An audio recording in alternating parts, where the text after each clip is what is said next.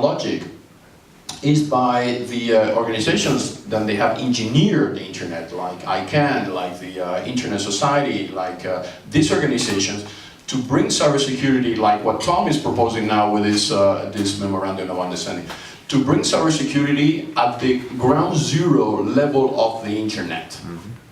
So the identities are embedded, so therefore then iTunes or Google platforms cannot block you, because you will be downloading that directly into the OS of your mobile. This is not done there. And this will take a while. I mean, you have big forces, you know, I mean, these guys are making a lot of money by being a platform.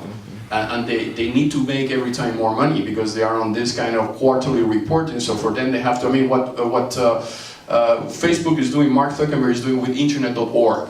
He's going around the world saying, we are helping poor people in developing countries to connect to the internet, and we're going to connect 6 billion people.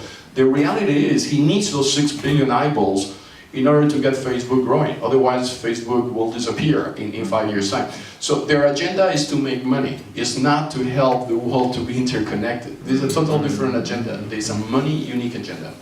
So I think the only way to counter that is organizations like Qwant, for instance. Qwant, now you imagine that Facebook tomorrow doesn't like you anymore. You don't need them. You can go to Qwant and you can do the search in Qwant. Imagine that Symantec tomorrow says, or Apple say, we don't like you anymore. You can come into WISeKey and you can get all digital identities and protect yourself. So I think this is a new trend of companies that they are emerging, that they are not locked in those platforms, that they offer you the same services, but you need the consumers to realize that this is an option in order for these companies to become the next players. Yes, good morning. Stefan Moraes, Caixa Capital, we're VC and private equity, about $1 billion under management.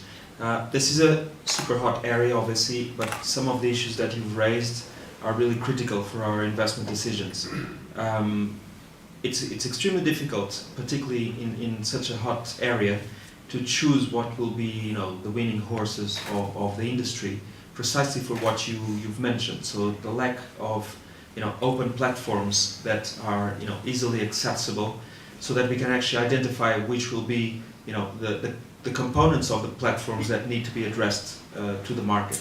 So in your opinion, the panel's opinion, where should, you know, VCs like us focus on the different segments of the security industry? Because nowadays everybody seems to be doing little bits, but then if you get shut out of Apple, there's no point on investing on 35 million downloads if they're going to be shut out because of Apple or Google.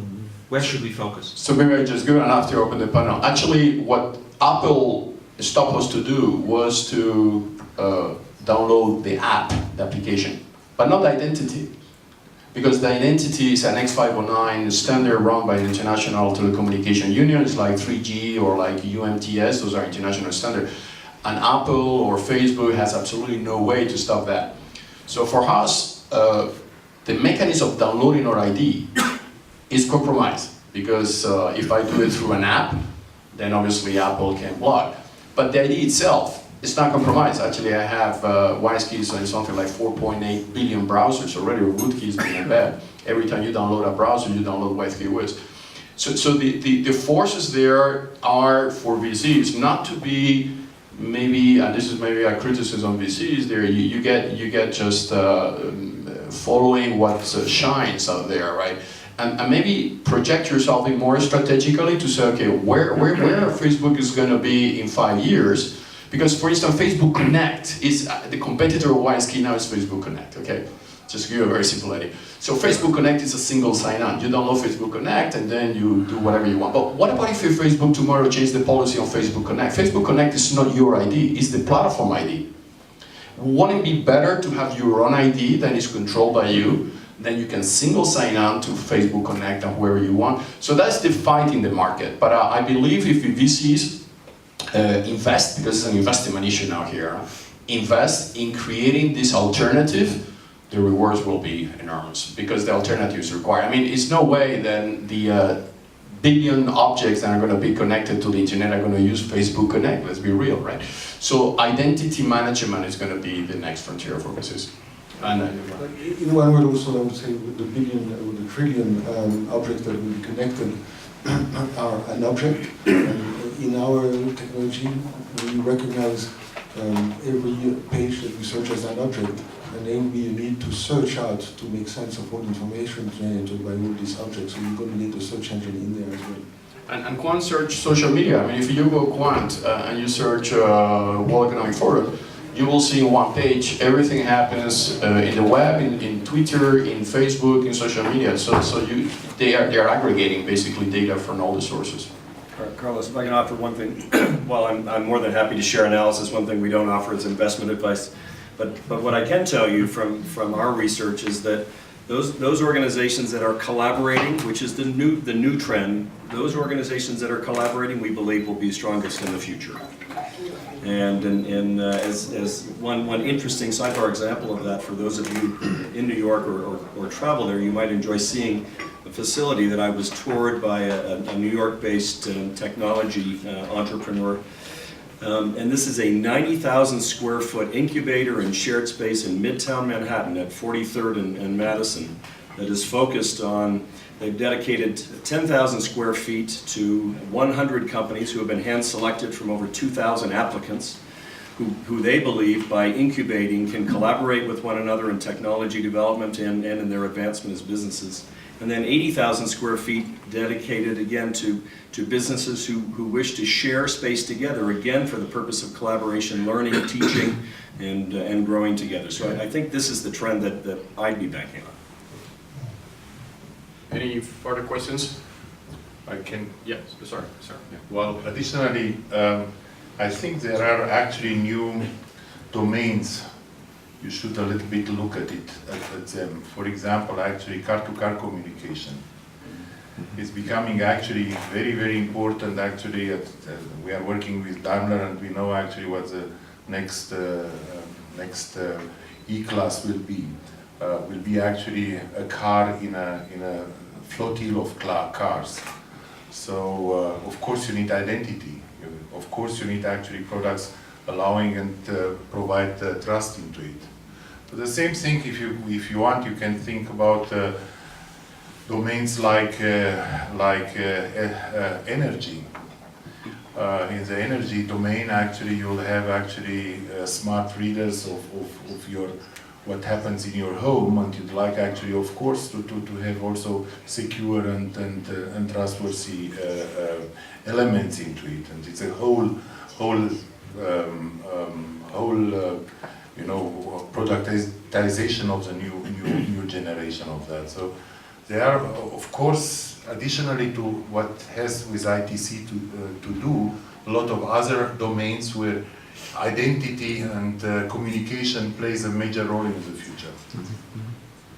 And the good news is that we don't have a limitation. You know, IPv6 allows you to issue endless numbers of DNS coding for each of those identities. So you can really, with the strength of the manufacturing world, which I think is actually a new thing coming, right? The Internet of Things, or what we call Industry 4, or the Industrial Internet. They are coming with a total new vision, which is, for instance, I've been talking with EADS, Boeing, all these guys. They're saying, you know, what about if we identify every single piece and part of a plane? You know, when you provide a certification for aero safety to a plane, it's to the entire plane. But what happens sometimes when the plane stops in the scales and there are some products, some part of the planes and they are not working and they are replaced, and maybe they are replaced with counterfeited. I mean, the counterfeiting world is $1 trillion, 5% of the world economy is counterfeited products. So the new trend is putting ID per object. And being able to scan those objects and say, okay, you know, those 3 areas of the plane are not tagged, and we don't understand that. Organizations like SGS in Geneva, which they're doing inspections, they're actually moving now to write some process on the top of that, so they can only certify containers and where every single object inside the container is digitally tagged. So the trend is there. I think what is important to highlight is that there's not a major, you know, identification is like email. It's not something that you can sell it. I mean, it's not a business on selling identification. And I think all the companies that they try to sell identities fail because they try to sell the identity. The business model on these companies, like in case on WISeKey, is not giving away for free and just get ROI in the benefits those identities create for you. Transactions, payment, traceability, and that's the service element that is created through digital identities. Right, and I mean the point here is very much that it's not cybersecurity and identity management in an isolated sense. It's really about a range of industries and applications, and the untapped opportunity that's out there in health, in transport and logistics, in the smart city context. And there, cities are, as we heard, they are becoming active all around the world. There's a 200 cities network in China that's getting organized. There's 100 cities network in India, and these are each one of the cities with 5, 10, 15 million people, and there also in the Middle East. This is one of the openings for authorities to rethink the relationship with citizens. How citizens are going to become active in working out solutions to water scarcity or energy savings or collective transport or whatever. And in all of that, if you don't get a handle now on that trade-off between this security and usability, and you get authorization, identification of the various mechanisms here, if you don't get that in place, it's just untapped. So, not giving investor advice, but looking for where that really realization of the benefits can come. Another thing for cybersecurity company from the investment side is the example. I think FireEye was a very good example. I mean, you have a very big innovation on cybersecurity in Israel now. I think mainly hardware cryptography. Then you have cybersecurity in Switzerland. You have cybersecurity in Germany. But the market is in the United States. I mean, this is where the mature market is. So what is happening now is that cybersecurity companies are moving to be listed in the NASDAQ, like WISeKey and many other, because the market is there. I mean, once this initiative, a national strategy for trusted identity in cyberspace from the US government enters into consideration, I mean, we are talking basically a 250 million market ready to go. The Germans, about 5 years ago, they combined eBay with the national ID card. That was the first project where you single sign on in eBay using the chip ID that is in your national ID card. And all the Europeans are moving towards having a national ID card. So that means that you single sign on. You don't need Facebook Connect to do that. You have a higher level identity, which is your PII, that allows you to enter into eBay, and that then is combined with your financial attribute, which would be your credit card, and then you can do a payment. I mean, 250 million consumers in the United States are going to be equipped with that technology. Imagine the consequences of that in terms of a business model. So we're getting there. It's just a question to, as somebody said before, is to make sure that those standards are redesigned, because many of the standards that we are still using are old standards before this new market emerged in front of us. So we have to update those standards, and we need to get the industry, like companies like Deloitte, like SGS and others, to teach us what they need in order for them to conduct inspections, and then we are starting to move into a more trusted internet. Yeah, sir. So, I'm John from Lisbon, Portugal. I own a social media analytics company, and talking with one of the directors at Facebook a couple of months ago, they launched their Facebook login, anonymous login feature for developers, websites, etc. And what they've seen is, although they have some traction, is that the traction is not that much, even from websites and from the user itself using the technology. So one of the challenges of the industry, and the question is, how do you educate the end user ourselves into adopting safe technologies, identities, anonymous logins, so you can create this whole market in the industry around it? Yeah, you wanna? I don't know. I'm asking the question: are people not using it because they don't understand it, or because they don't trust it? Yeah. Every time historically, and I have been helping many big companies on this, every time historically a big company like Microsoft or Facebook issues an identity, they fail. Remember Microsoft, when Microsoft launched Passport.net? Was a bit that, right? Passport.net was a way of you creating an identity that allow you single sign-on in all the Microsoft environment. It failed because the platform should not own your identity, even if it's anonymous. At the end of the day, there is nothing anonymous on those identities, because Facebook is registering you. The only thing they are doing is creating an anonymity layer towards the service, but they know who you are, and they have a relation through the Facebook Connect. So in order, technology-wise, it's very simple. I mean, again, if you use international standard like X5 or 9, you can create your own PII, which is who you are, is your national ID card or your passport, and then you can have an attribute, which I am a developer in Facebook, and that attribute can single sign on with Facebook Connect or with the Facebook developer ID and let you go in. But it's not Facebook the ID. Facebook is the attribute to the ID that you hold and you control on you. And I had discussions. I've been with the chamber. I went to, we want to do e-voting inside Facebook. WISeKey helps the Swiss government to do e-voting. And I say to them, well, many countries will love to vote inside Facebook. Let's do a project together. They love the idea, but when they realized that I was providing the ID, they were not anymore in agreement because they want to own the ID. Their business model is selling your ID. And that's what people don't realize, that those platforms make money on selling identity. They are identity providers. They only capture your identity by getting you hooked into putting pictures and behavior, but at the end of the day, what they do is collect your identity. Actually, Qwant does the other way around. Qwant could also create an ID because they have your search behavior, but they don't. And this is their decision of not doing it because they want to be different to the market. So I think what we need to have is more companies that provide social media incentives without aggregating your ID. I don't mind then to know what I do. I play golf or I like to ski in the mountains. You can have all that, but I don't want you to know who I am. The who I am belongs to me, right? And that's critical, but it's not on their business model. Okay. Sorry. Yeah.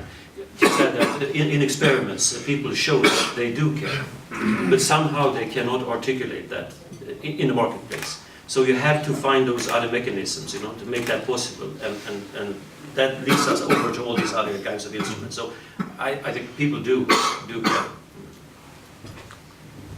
Yeah. So, any further questions? I know you guys are all very busy. Yeah. Yeah, just very briefly. But when you talk about Facebook, about Apple, when they stop, developing something because you are becoming too big or too yeah, exactly. Is Europe maybe missing the point? What I mean by that is that the big US companies have not just a big position, they have huge cash position. Each time they see something emerging, they can take over. At the time that, in Europe, we don't have big guys for the time being. When you talk about driverless cars, the platform is technology is coming from Israel, technology is coming from the US, or if there is some European guys, they will be taken over down the road. This is possible that the US will continue to dominate whatever can be the negative of Facebook, of Google, or whatever. And actually, Europe cannot be able to try to face the competition. Maybe David can later explain us a bit on the US. My experience is, we had a discussion with Madame Merkel in the WEF, organized a meeting with her. There was Eric Schmidt from Google, and I was there at that table. And one of we're trying actually to find a solution for that. Why Europeans don't make Facebooks of the world? Why we are always in a situation that we get up to the sky level, and after we sell that to American company. The factor is that we don't have the market. We don't have the market, Europe is totally fragmented. I mean, if I sell technology, I have to do a deal with Indra in Spain because they're a cybersecurity company, then I have to go to Dassault in France, then I have to... So we are all fragmented in Europe. And in the identity play, that was actually one of the recommendations we made last year here when the European Commissioner was here with us in this roundtable, is why don't we create an ID for Europeans?